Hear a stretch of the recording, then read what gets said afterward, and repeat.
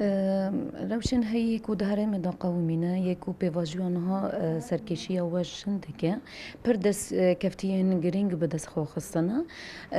لکی و ایشا جنا کرجی هیش بر ویجی پیوستین ما به گاون وسا گرینگ هنه کو کنفرانس کی جنین کردستانی وره لدار خستن نها گاون پر نها سردانین پارتیان جنین پارتیان ام دکن سردانین رخصتنین جن ام دکن جبركو ام دي ساجارة كيدن او قميتا ام دكار يك بجبو كونفرانس هاتية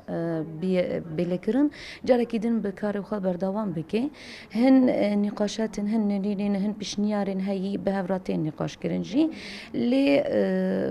بيوستياما دوان دمين دا بيجي لكي غافا كيوسا هيا و انجامي وي دبيكو لداويجي كونفرانس كبير لدار خاصن جبركو نرينين جنان ايشا جنان زحمتين كوتي كشاندن جي دبيكو باندورا وان واتشتن هيجي بريا و كونفرانسي ايدي دربازي بريارين سياسي نرينين سياسي ببي رولاوان دهرمي دا وري برچاف گرتن جي جبر ويجي اف سردان ايرو وكشانداي جنين روج آوا ام سردان باشور دكين و ام بهيفينا جي كو اف سردان جي و بانجام كي جرينج دركفا بتايبه جي روشا كو ام جي هاتن جي ام وك تمثيل جي هم ايشا جنا عفريني هم تجربية ديمقراطية كو جيان كريا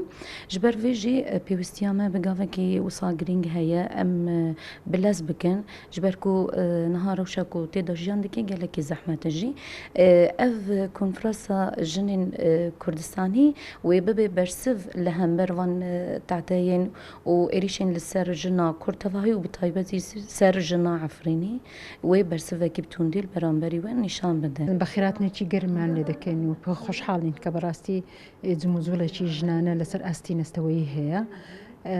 دیاره ما نکبال پشتی اما ارکی چی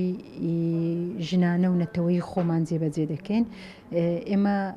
لپیشترا دو کنفرانسی جنی کرد بسترایا و لکنفرانسی دومی جنی کرد بریار درایا که کنفرانسی سیم بستریتن دیاره بهوی او بارودوخی که لکردستان باشور روشالات روش آوا با کور که پیدارین لماوی را بردو قناغی چی سخت بو ملت کمان بو يعني اوي كومالاتي يعني سياسي وكومالاتي بارودوخي چی زور سختی تیپران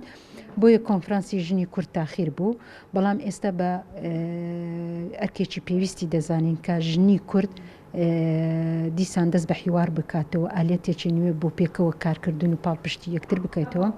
دیارە زۆر تەجروبەی نوێ هاتوتە پێشەوە لەم چەند ساڵی کۆنفرانسی دووەمەوە تا ئێستانیەکە شتی ئیجابی هەیە و شتی سەلبی هەیە پێویستە ژنان ئەم بارودۆخە تاوتوێ بکەن سوود لە ئیجابیاتەکانی دەستکەوتەکان وەرگرن سوود چۆن بتوانن خۆیان بپارێزن لە خاڵە سەلبیەکان ناکۆچیەکانیان وەلانێن بتوانن وەکو هێزێکی نەتەوەی ژنی کوردکار بکەن و بتوانین ببینە هەوێنی ئاشتی و پێکەوی هێزە سیاسیەکان وەکو ئامادەکاریەک بۆ بەستنی کۆنگرەی نەتەوەیی کورد چونکە ئێمە وەکو ژنی کورد لەو بڕوایەدان پێویستمان لەم قۆناغەیە ئەوەی ئەرچی هەرە زەروریمان ئەوەیە کە ئێمە ستراتیجێکی نەتەوەیی کورددا ڕێژین لە ناویا بتوانین پارێزگاری هەموو تاکێکی کورد پارێزگاری لە هەموو بستەخاچێکی کوردستانە بکەین پارێزگاری لە کلتور و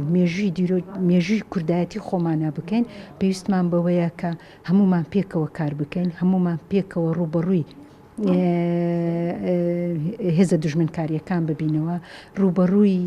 ناخۆشیەکان ببینەوە و بتوانین کە لێرە ڕۆژانە ژن دەکوژرێتن ڕوبەڕووی توندوتیژی دەبێتەوە